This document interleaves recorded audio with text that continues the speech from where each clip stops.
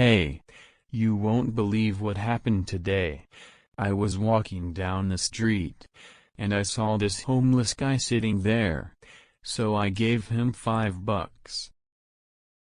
$5? Really? Are you sure he was actually homeless and not just some professional beggar? I mean, I can't be completely sure, but he looked pretty down and out. Besides, it was just $5. I didn't think it was worth the time to investigate. I get where you're coming from. But you know there are so many people out there who make a living by pretending to be homeless. They can be quite convincing. You might have just fallen for one of those guys. Yeah, but what if he was a genuine homeless person who really needed the help? I can't risk not helping someone in need just because I had some doubts. I understand your point, but here's another perspective. When you give money to professional beggars, you might inadvertently be taking that opportunity away from a genuine person who is in dire need. That's a valid concern, but how can we always tell the difference? It's not like we have time to interview every person on the street. You're right. We can't always be certain.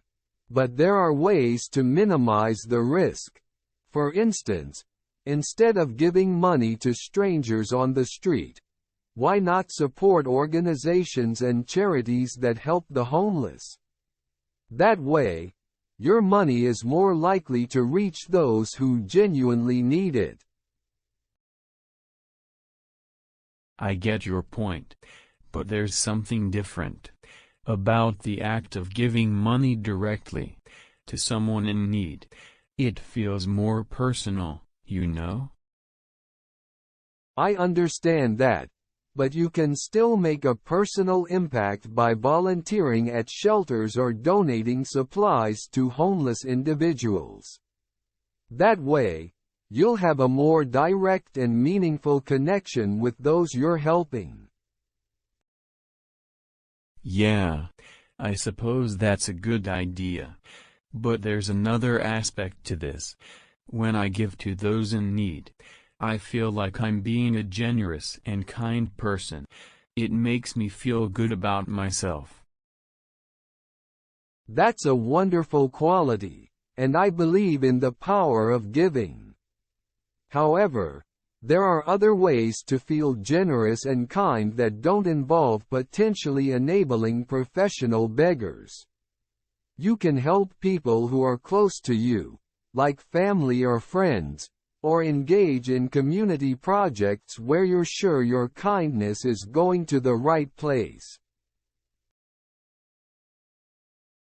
True, helping people I know is more reassuring, because I have a personal connection with them. But it's not always possible to know who around us is struggling in silence. That's a valid point, and sometimes even our acquaintances hide their struggles well. But there are still ways to make a difference. You can offer your time, a meal, or assistance to those you encounter regularly in your community. This way, you have a better chance of knowing that your help is reaching those who genuinely need it. I can see the logic in that. But what about religious and moral benefits? I've always been taught that helping those in need is a virtue, and I'll be rewarded for it. I completely agree with the idea of doing good for the sake of goodness itself. And yes, many religions emphasize the importance of helping the less fortunate. But you can achieve these religious and moral benefits without the risk of inadvertently supporting professional beggars. Give to trusted charities or religious organizations that you know will use your contribution for the greater good. I guess you're right. There are safer and more reliable ways to help. But sometimes it's about that immediate human connection, the feeling of making someone's day a little bit better. I understand what you mean, and that personal connection can be incredibly meaningful. It's just essential to find ways to ensure that your kindness is making a positive impact rather than being exploited. I'll give it some thought. It's a complex issue, and I want to do the right thing. That's the spirit. Ultimately, it's about making a positive difference in the world while being mindful of how we do it. There are countless opportunities to be kind and generous in ways that can't be misused. You're absolutely right, and I appreciate the thoughtful conversation. It's given me a lot to consider. We hope you thoroughly enjoyed this conversation. If you're eager to further enhance your English skills, we warmly invite you to subscribe to our channel.